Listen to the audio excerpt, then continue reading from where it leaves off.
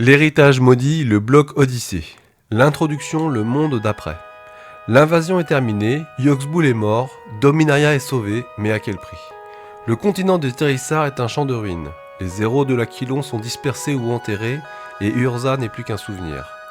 Mais alors que le monde panique, notre regard se tourne vers un coin reculé du globe, Otaria. Un continent épargné par les Phyrexians, mais qui vient s'entre-déchirer pour un simple objet, un objet qui va changer le destin du multivers, le Mirari. Imagine une petite sphère métallique, brillante, tombée du ciel, ce n'est pas une arme, c'est une loupe. Le Mirari amplifie les désirs de celui qui le touche. Tu veux la paix, il rase les ennemis. Tu veux la richesse, il transforme tout en or pour y compris tous tes proches. 3 factions se jettent dessus. L'ordre, des fanatiques religieux qui veulent imposer leurs lois.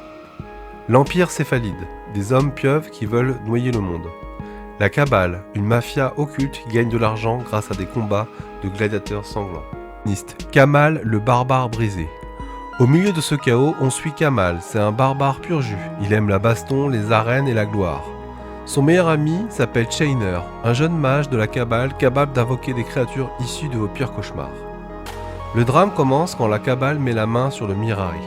Shainer, corrompu par la puissance de l'objet, perd la raison. Il devient un monstre, ses cauchemars deviennent réels et dévorent tout sur leur passage. Kamal est obligé de faire le choix le plus dur de sa vie. Tuer son meilleur ami pour arrêter le massacre. Le tournant, la naissance du druide. Kamal récupère le Mirari, mais est lui aussi affecté par sa rage. Dans une dispute avec sa sœur Jeska, il perd le contrôle et la blesse mortellement avec son épée. C'est le choc de trop. Kamal comprend que la force brute et l'ambition ne mènent qu'à la mort. Il renonce à son passé, s'enfonce dans la forêt de Crozia et plante son épée dans le sol. Il ne sera plus un barbare, mais un druide. Il apprend à écouter la nature et transforme le Mirari en un bâton magique pour protéger le monde plutôt que de le conquérir. Le twist final, le retour du créateur. Alors que Kamal ramène enfin une forme de paix sur Otaria, une silhouette immense descend des nuages. C'est un golem d'argent que vous connaissez bien, Karn. On découvre alors la vérité, le Mirari n'est qu'une sonde d'observation envoyée par Karn pour surveiller Dominaria. Il ne savait pas que son appareil photo était trop puissant pour les mortels.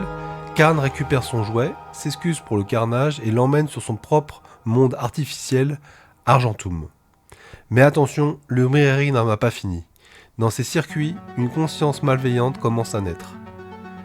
Mais alors que ce chapitre se referme, une ombre bien plus ancienne s'étire sur le multivers. Un nouvel architecte de la terreur vient de s'éveiller, son nom Memnarch. Et sa prochaine cible n'est un autre qu'un monde de métal, pur, Miraudin. Ne manquez pas le prochain épisode sur Magic.